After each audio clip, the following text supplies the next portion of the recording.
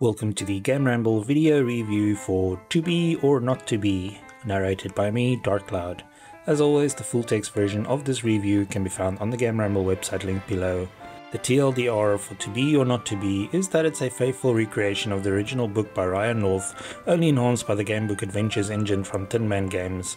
This means that there isn't much here that's new for people already familiar with the book. Anyone who has yet to experience the over-the-top interpretation of the famous tale should have lots of fun with To Be or Not To Be. The story is humorous and the artwork contributed by some well-known artists is great. Gameplay receives an 8 out of 10. The story is great and with so many different endings to discover, there is plenty of replay value. Graphics receives an 8 out of 10. Great presentation and brilliant artwork. Sound receives an 8 out of 10. The music is good, as is the narration, although the latter can become repetitive. The overall score for To Be or Not To Be is 8 out of 10. And now for the full review. Remember that part in Hamlet where King Hamlet Sr. explores the Mariana Trench in his ghostly form? Or the bit where Hamlet and Ophelia get Claudius drunk and kill him with a hot air balloon they invented? If none of this sounds familiar, then you have clearly not experienced the Choosable Path adventure book by Ryan North. The original book had a wildly successful Kickstarter, and now thanks to the enhanced Gamebook Adventures Engine from Tin Man Games, players can experience it on PC. Hamlet is undoubtedly one of Shakespeare's most famous tales, and this isn't even the first retelling of it as a game either. The quirky point-and-click adventure Hamlet, or the last game without MMORPG feature shaders and product placements, was released in 2012 to mixed reviews, but To Be or Not To Be sticks to the format of the Choosable Path adventure book. At the start of the tale, you can choose to play as Hamlet, Ophelia, or even the murdered king, each with their own unique perspective of the unfolding story. At certain junctions in a tale, you get to select from a couple of options, which then influences how everything plays out. Purists can choose the options marked with tiny Yorick skulls if they want to stick to the original version, but there are also plenty of crazy options to choose from. The number of ways the author has devised for this well-worn tale to divert from the original is impressive, and your choices will lead to more than 100 different endings. Of course, with so many endings, it does mean that many of the routes are very short and the game can be completed in a matter of minutes. This is definitely not a title where you play through it once and call it a day though, as we discovered something new virtually every time we started over. Don't worry if you still have nightmares trying to understand the flowery prose of the original, as To Be or Not To Be is written in primarily contemporary language. Characters can still burst out in long soliloquies if the option is presented, but the source material is not treated very seriously.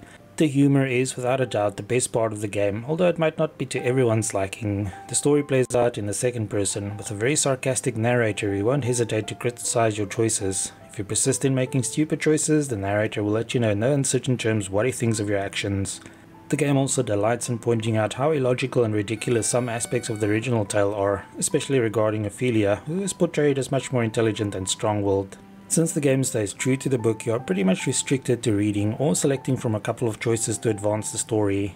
The text is displayed in a dyslexic-friendly font, and there is also plenty of great art to unlock as you play.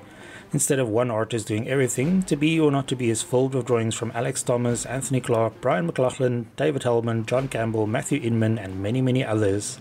Fans of these artists will instantly recognize their style, and the gallery, where you can check out their drawings, also feature information and links about them. This should be incentive enough to complete the game multiple times, but there are also plenty of Steam achievements to aim for. The achievements include everything from inventing second-person pronoun paradoxical autodramatic irony to cheating at solitaire, which should give you an idea of what to expect. After each tale, your performance is rated on the Hamlo-o-meter to show you how true you were to the original tale. You can then restart the story from scratch or jump back to preset points you have previously reached to try alternate paths. It's not just the presentation of the game that's very nice, but also the narration. It sounds like the game uses the narration from the audiobook version of To Be or Not To Be, which was done by Matt Yanta. Matt has a pleasant enough voice, but the narration can become repetitive after repeated playthroughs, and we ended up turning it off after completing the game a few times. The music bounces between cheerful and somber, depending on what is happening in the story, and fits nicely with the whole experience. Since the interaction with the game is restricted to clicking through the text and making the occasional choice, we had no issues with the controls. To Be or Not To Be is quite an unique experience and a perfect match for the Tin Man Games Gamebook Adventures Engine.